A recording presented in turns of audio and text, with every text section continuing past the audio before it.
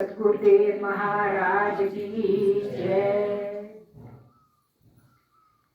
जैसा कि आप सभी को विदित है, कल हमने महाराज जी की जीवनी की 5वीं कड़ी का लेख प्रारंभ किया था कि उस कड़ी में संपादक ने अपनी ओर से क्या लिखा है वो हमने कल पढ़ा था। आज हम उससे आगे चलेंगे।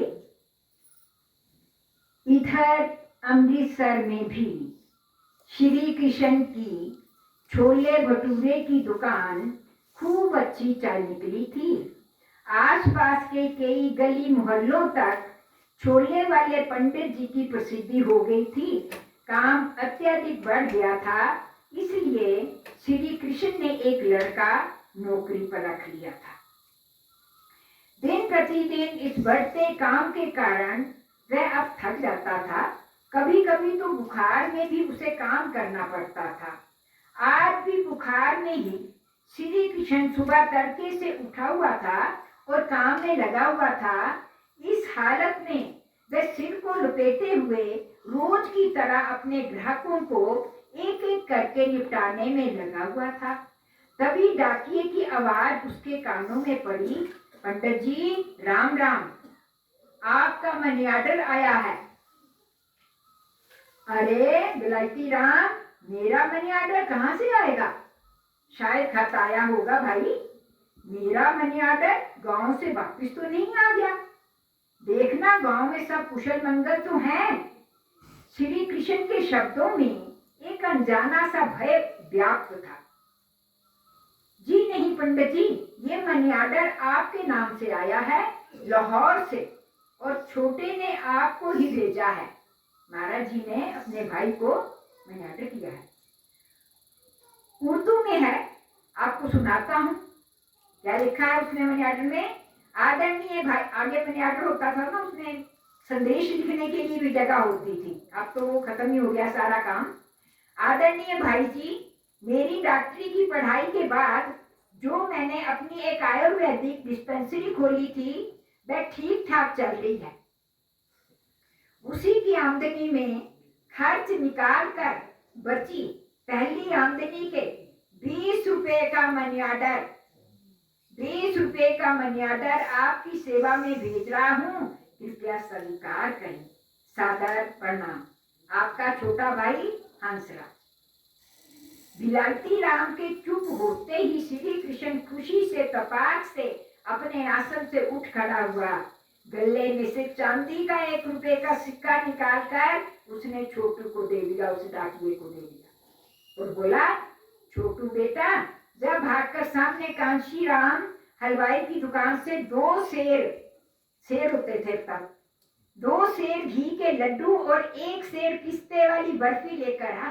आज मेरा डॉक्टर कमाने लग पड़ा है। और बोलना, लड्डू घी वाले ही हों, सरसों के तेल वाले नहीं चाहिए। जा दौड़ कर ले आ। ये खुशखबरी लाने वाले को लड्डू खिलाकर ही भेजना। जा बेटा, भागकर ले आना जल्दी।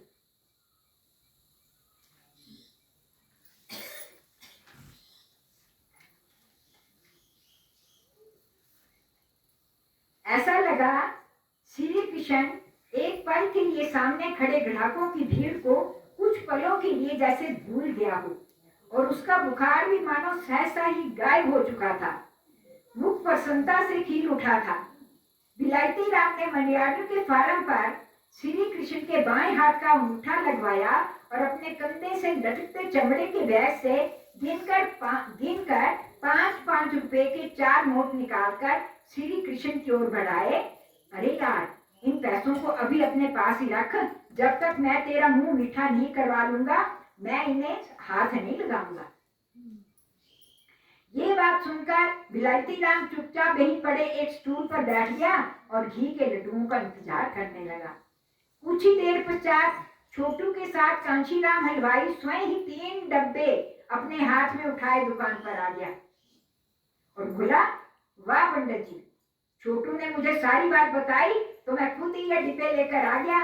आपको और हम सबको बहुत बहुत मुबारक। और ये रहा आपका 1 रुपया, क्योंकि ये मिठाई मेरी तरफ से है। दुकानदार ने कहा कि ये मिठाई मेरी तरफ से है। आखिर हंस ने मेरे नालायक बेटे भोले को पढ़ाया, सिखाया और इस काबिल बनाया कि मेरी दुकान का हिसाब किताब अब सब वही देख रहा है। वरना वो नालायक तो चौथी क्लास में ही स्कूल छोड़कर घर भाग गया था। हंस की मेहनत से ही वो इस काबिल हुआ है। हंस उस नालायक भोलू का असली मास्टर जी है, इसलिए आज की मिठाई मेरी तरफ से है। इतना कहकर कांशीराम हलवाई ने 3 मिठाई के डिब्बे श्री कृष्ण के हाथ में पकड़ा दिए। श्री कृष्ण ने तीनों डिब्बों को खोला, आंखें मूंद कर मन ही मन अपने इष्ट भगवान शिव को भोग लगाया।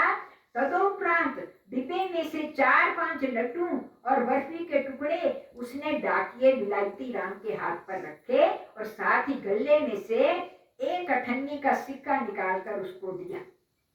उस वक्त अठन्नी की भी बड़ी कीमत थी ना। विलायती राम दोनों भाइयों को शीशे देता हुआ चला गया।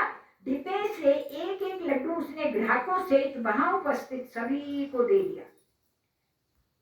वहां उपस्थित सभी स्थानीय ग्राहक दोनों भाइयों से परिचित थे, फिर भी श्री कृष्ण अपनी बात दोहराने में नहीं चूका। जब खुशी होती है ना तो अपने आपे से बाहर हो जाता है व्यक्ति। तो ऐसे ही महाराज जी के भाई का हाल था।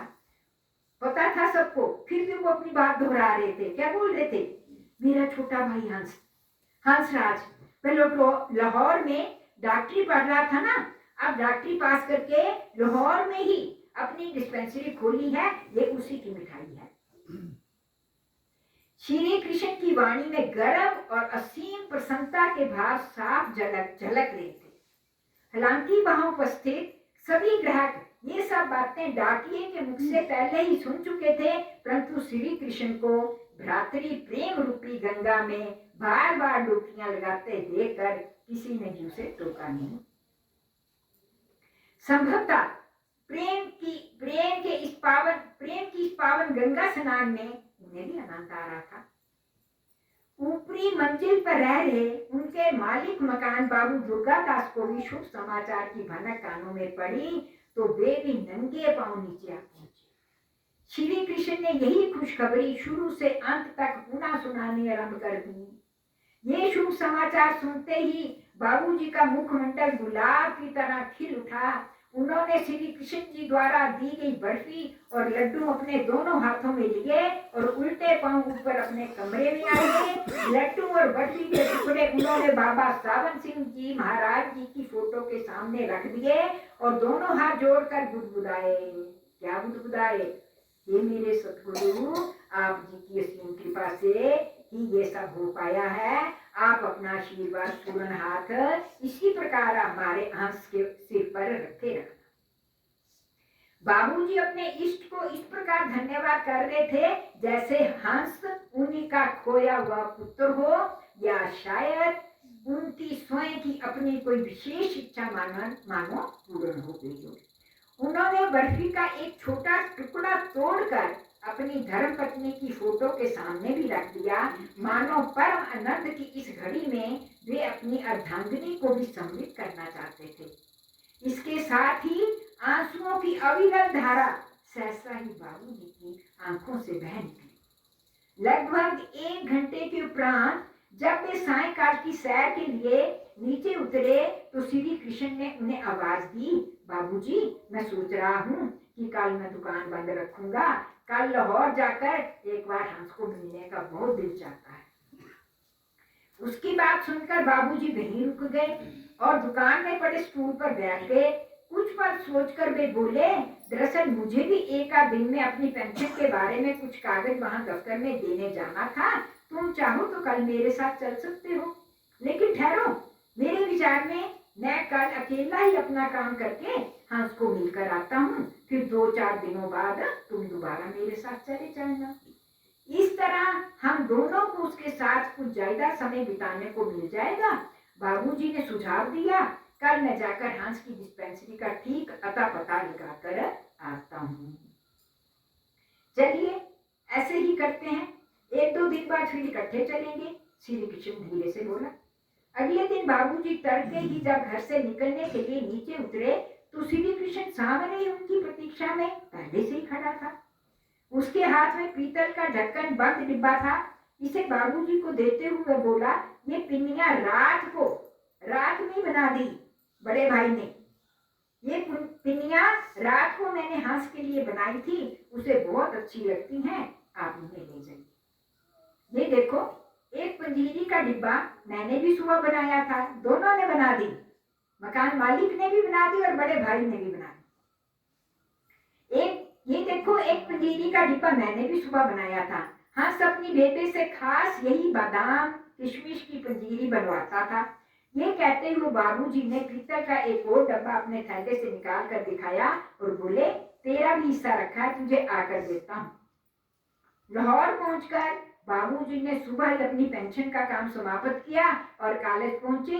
वो हरिदत्त शास्त्री से पहले ही अच्छी तरह परिचित थे, इसलिए ढूंढने में कोई कठिनाई नहीं हुई। उनसे हंस का पता लेने की आवश्यकता नहीं पड़ी, वे स्वयं ही उनके साथ हो लिए। थोड़ा ही पैदल चलकर दोनों हंस की दुकान कहो अथवा डिस्पेंसरी में पहुंच गए। मरीजों की भीड़ देखकर बाबूजी को बहुत खुशी अनुभव हो रही थी, पर मन ही मन सोच रहे थे कि अंदर बैठे वैद्य या डॉक्टर को डॉक्टरी पास किए अभी पूरे 2 माह भी नहीं हुए थे और इतनी भीड़ कैसे संभव है। बाबूजी को डिस्पेंसरी की सीढ़ियां चढ़ते देख हंस तुरंत ही अपने सामने बैठे मरीज को छोड़कर कुर्सी से उठकर आगे आ गया और दोनों हाथ से उनके चरण छूकर प्रणाम किया और आदर सहित अपनी कुर्सी उनके आगे खिसका दी। बाबूजी के बैठते ही शास्त्री जी भी पिछवाड़े में स्थित अपने कमरे की ओर ये कहते हुए चले गए, बाबूजी आप बैठिए, बातचीत करिए, तब तक मैं आपके लिए दूध नाश्ते का प्रबंध करके यही भिजवाता हूँ। उस समय तक एक दूसरे की ओर से समाचारों का आपसी आदान प्रदान होता रहा। नाश्ते के मध्य भी वार्तालाप चलता रहा। फिर बाबूजी ने हंस की कुर्सी से उठते हुए एक खाली बेंच पर ये कहते हुए बैठ गए, हंस बेटा मैं यहाँ बैठता हूँ, तब तक तू अपने मरीजों को निपटा ले।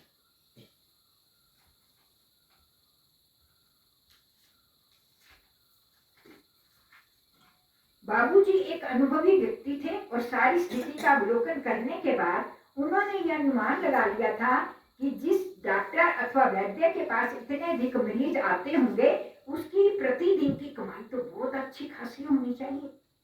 परंतु जिस विशेष बात से वे असमंजस में थे कि अभी तक उन्होंने हंस को किसी एक भी मरीज से पैसे लेते नहीं देखा था। अब तो काफी चौकन्ना होकर भी इस बात पर ध्यान दिया, पैसे लेने वाली कोई बात नजर नहीं आई। ध्यान से देखा कि कुछ मरीज तो दवाई लेने के बाद सीधा दुकान से नीचे उतर जाते थे और शेष कुछ लोग बाहरी द्वार के पास ही एक लकड़ी की पेटी रखी हुई थी, उसमें कुछ लोग अपने आप ही पैसे डालकर बाहर जा रहे थे। किसी से फीस लेनी नहीं, दानवीर थे शुरू से ही। ये क्रिया देखकर उनकी उत्सुकता बढ़ गई। अच्छा हुआ कि बाबूजी आए थे, अगर भाई जी पहले आ गए होते तो और क्रोध हो जाता। ये क्रिया देखकर उनकी उत्सुकता बढ़ गई। कौन सा मरीज पैसे डालकर गया और कौन सा नहीं, इस बात की कोई भी चिंता हंस को नहीं थी। प्रत्येक मरीज को वह ध्यान से एक एक करके निपटाता जा रहा था। ये देखकर उनका सब्र टूटने लगा और बेचैन से होकर वे उठकर दुकान से नीचे उतरने वाली 3-4 सीढ़ियों के पास लटकी एक लकड़ी की पेटी के पास आकर खड़े हो गए। पेटी के ऊपर एक तख्ती पर बहुत सुंदर अक्षरों में उर्दू और हिंदी दोनों भाषाओं में मोटे अक्षरों में लिखा था। क्या लिखा था? लिखा था डॉक्टर की फीस और दवाइयों का मूल्य आप अपनी क्षमता अनुसार इस पेटी में डाल दें। तख्ती को पढ़कर बाबूजी की हालत ऐसी थी कि ना तो वे अपना क्रोध रोक पा रहे थे और ना ही अपनी हंसी रोक पा रहे थे। किसी प्रकार अपने आप को संयंत्र करके वे अब हंस के पास रखे खाली बेंच पर पुनः आकर बैठ गए। हंस अभी भी शेष बचे 2-4 मरीजों को निपटाने में व्यस्त था। अंतिम मरीज के जाते ही हालांकि उन्होंने देखा कि वृद्ध पुरुष सीधा सीढ़ियों से नीचे उतरा और चला गया। फिर कुछ सोच कर वह दुर्बल वृद्ध लौटकर पेटी के पास आया और अपनी जेब से एक सिक्का उस पेटी में डालकर चला गया। इन बातों से बेखबर मेज पर बिखरा पड़ा अपना संभालता रहा था, परंतु उसके जाते ही बाबूजी के सब्र का बांध मानो टूट गया। फिर भी अपने आप को काफी संयंत्र रखते हुए बोले, अरे डॉक्टर साहब, ये सब क्या है? वो पेटी आपका गल्ला है या दान पेटी? आप ये कौन से युग में रह रहे हो? जनाब, ये सतयुग नहीं, कलयुग है। बाबूजी अपने शब्दों के कटाक्ष को संयंत्र रखने का प्रयास करते हुए भी चुप ना हुए। आज के इस युग में कौन आपके परिश्रम और रोशनियों की कीमत का आंकलन करके ईमानदारी से आपकी सही फीस इस पेटी में डालेगा? हंस ने बाबूजी की बात सुनी, कुछ पलों के लिए चुप रहा, फिर बोला, बाबूजी, बात सतयुग या कलयुग की नहीं है। मैं पिछले कई दिनों से देख ही रहा हूँ कि कुछ निर्धन लोग भले ही कुछ ना दे पाते होंगे, परंतु कुछ ऐसे भी हैं जो 4 या 8 आने की दवाई एवं फीस के बदले 1 रुपए का चांदी का सिक्का या 2 रुपए का नोट भी पेटी में डाल जाते हैं। वैसे भी मेरा लक्ष्य इस काम में कोई मोटा लाभ अर्जित करना नहीं है, फिर भी एक बार तो मैंने 10 रुपए का नोट भी इस पेटी में डला देखा है। मैं तो केवल मात्र औषधियों का मूल्य, अपने न्यूनतम निर्वाह और किराए का खर्च और 20-30 रुपए भाई जी को भेजने के लिए रखना चाहता हूँ, और इतना तो अभी तक लोग पेटी में डाल ही जाते हैं। हाँ, आपके कहे अनुसार कुछ ऐसे लोग होंगे जो कुछ भी देने के काबिल नहीं है, तो एक डॉक्टर या वैद्य होने से ऐसे लोगों के लिए कुछ करना मेरा भी तो फर्ज है। हाँ, कुछ लोग जो क्षमता होते हुए भी चुपचाप निकल जाते होंगे, तो ऐसे लोगों के बारे में सोचना मेरा काम नहीं, ये सोच उनकी है। कॉलेज के दिनों से ही मैंने नर सेवा में नारायण सेवा करने का सोच लिया था। आप ही बताएं, मैं उन लोगों से जिन्हें इलाज की जरूरत तो है, परंतु वे बेचारे मेरी फीस तो दूर, दवाइयों का मूल्य देने की भी क्षमता नहीं रखते, ऐसे लोगों से कुछ भी कीमत वसूल करने की धृष्टता मैं कैसे कर सकता हूँ? और अपने धनाभाव के कारण यदि एक मरीज मेरे पास उपचार के लिए आने से कतराएगा, तो मेरे विचार में मेरी डॉक्टरी पढ़ने का कुछ भी अर्थ नहीं है। यदि मैं अपनी इस शिक्षा के साथ मानव सेवा के व्रत को सम्मिलित नहीं कर पाया, तो मैं शायद अपने मूल दायित्व को निभाने में अपने आप को पूर्णतया असफल समझूंगा। हंस के इस उच्च विचारों को सुनकर बाबूजी चुप हो गए। बोलने की कोई गुंजाइश ही नहीं रही थी। सच पूछो तो उन्हें अपने प्रिय हंस से ऐसी ही आशा थी। वैसे भी अपने पूर्व अनुभव के अनुसार वह भली भांति जानते थे कि उनका हंस सचमुच वो हंस है जो केवल मात्र मोती ही चुगता है। धरती पर बिखरे हुए मात्र अनाज के दाने चुगने वाला साधारण जीव नहीं है। बाबूजी का हृदय गदगद हो उठा था और बरबस उनकी आंखों में आंसू भर आए, जिन्हें अत्यंत यत्न के साथ उन्होंने किसी प्रकार उस समय अपनी आंखों में ही सोख लिया। वे वाक शून्य से हो गए और कुछ बोल नहीं पाए। बस अपना आशीर्वाद पूर्ण हाथ उन्होंने हंस के सिर पर रखा और उसकी पीठ थपथपाते हुए वे चुपचाप दुकान से बाहर आ गए और अमृतसर जाने के लिए लाड़ी के अड्डे की ओर चल पड़े। हंस की डिस्पेंसरी से थोड़ी ही दूर आते ही उनकी पलकों का बांध मानो टूटकर धराशायी और सोखे हुए आंसुओं की अविरल धारा फूटकर बह निकली, परंतु इस बार उन्होंने रोकने का कोई प्रयास नहीं किया। स्नेह, वात्सल्य और सेवा भाव के इन आंसुओं में सचमुच कितना आनंद था। अब ये वापिस जा रहे हैं, जाकर के बड़े भाई को रिपोर्ट करेंगे और फिर बड़े भाई से भी थोड़ी